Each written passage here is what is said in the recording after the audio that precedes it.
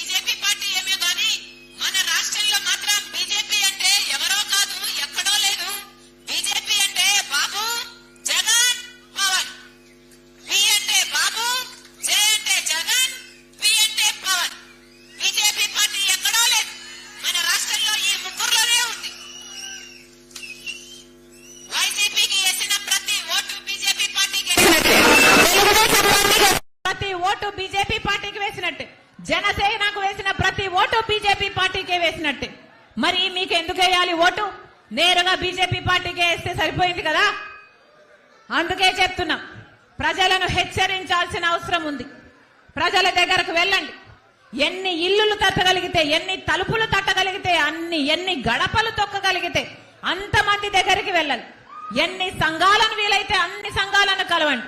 రానున్న 70-80 రోజుల్లో ఎంతమందిని ఇన్ఫ్లుయెన్స్ చేయగలిగితే అంతమందిని ఇన్ఫ్లుయెన్స్ చేసే ఇన్ఫ్లుయెన్సర్లుగా ఒక్కొక్కరు కాంగ్రెస్ పార్టీ నాయకులు కార్యకర్తలు తయారు కావాలి.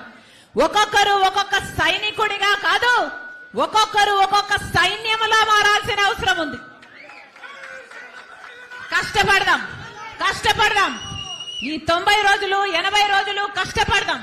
పార్టీ కోసం పని చేద్దాం. పొద్దున లేస్తే ఒక లిస్టు తయారు చేసుకోండి. ఈ రోజు నేను ఎవరి దగ్గరికి వెళ్ళాలి, ఎన్ని ఇల్లులు వెళ్ళాలి, ఎన్ని సంఘాల దగ్గరికి వెళ్ళాలి, ఎంత మందితో మాట్లాడగలం, ఒక లిస్టు తయారు చేసుకోండి. ఆ లిస్టు ప్రకారం ప్రతి రోజు మీరు చేయాల్సిన కార్యక్రమము మన భవిష్యత్తు ఎలా మారాలి, మన భవిత ఎలా బాగుపడుతుంది, మళ్ళీ ఈ పార్టీలకు అధికారం ఇస్తే మళ్ళీ బీజేపీకే బానిసలవుతారు అని చెప్పండి. రాజశేఖర్ రెడ్డి గారు బీజేపీకి వ్యతిరేకి అని చెప్పండి. ఎందుకంటే అది మత తత్వ పార్టీ కాబట్టి, ఎందుకంటే మతం పేరుతో చిచ్చు పెట్టే పార్టీ కాబట్టి. ఇవన్నీ విషయాలను ప్రజల దగ్గరకు తీసుకువెళ్లాల్సిన బాధ్యత నా పైన మీ పైన ఉంది. ప్రతి కార్యకర్త ఒక సైన్యంలా మారాలి అని కాంగ్రెస్ పార్టీ ప్రతి కార్యకర్తకు ప్రతి నాయకునికి శిరస్సు వంచి చేతులు జోడించి మనస్ఫూర్తిగా ప్రార్థించుకుంటున్నాం. మీ అందరూ పని చేస్తే మళ్ళీ కాంగ్రెస్ పార్టీ అధికారంలోకి వస్తుంది.